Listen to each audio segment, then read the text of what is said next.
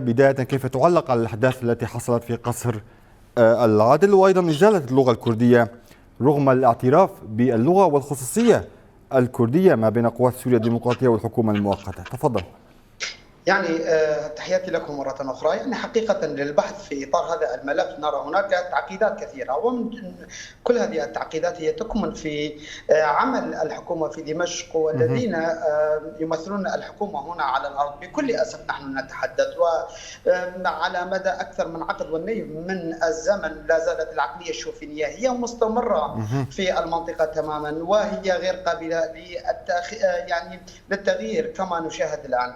فالحقيقة تكمن ما ضر ان تكون هناك لافتة باللغه الكرديه واللغه العربيه، وهي لغات اصيله ولغات اهل المنطقه تماما، وهي لا تقع في خانه الامور السياديه كما يتحدثون بها، على العكس تماما هي لغه اهل المنطقه، وهي معرفه، وهي بالاساس لوحات تعريفيه تعرف بالمؤسسات. اما اطار المؤسسات السياديه التي يتكلمون عنها فهي الاطار العملي داخل هذه المؤسسات بكل اسف لا زلنا نعاني من العقلية الشوفينية التي من الحكومات التي تعاقبت على دمشق، والى تاريخ اليوم لا زالت هذه العقليات مستمرة. عقلية انكار الاخر، طمس الهويات، انكار اللغات كليا، على مدى اكثر من 5 عقود، وحين كانت حكومة الاسدين مستمرة لم تستطع ان تطمس اللغة الكردية، او كل سياستها تؤدي الى انكار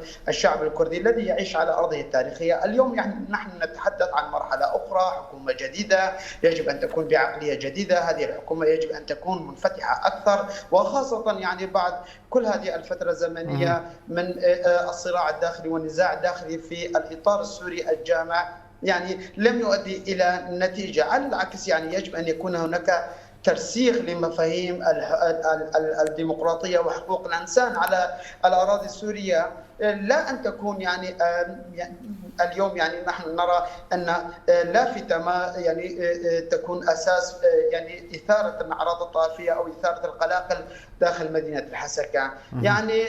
هناك مطالب محققة، هذه المطالب تطالب باللغة الكردية. الشعب الكردي ناضل ودافع عن المنطقة على مدى أكثر من عقد من الزمن، دفع الكثير من دماء أبنائه من أجل أن يعم أهالي المنطقة بحرية وسلام، واليوم من حقه أن تكون لغته أيضا هي الأساس في مناطقهم على الأقل، لا كما تدعي حكومة دمشق بأن مدينة الحسكة خارج الإطار أو خارج إطار التفاهمات. على العكس اتفاقية 29 كانون الثاني كان الاستناد الأساسي منها اللغة الكردية.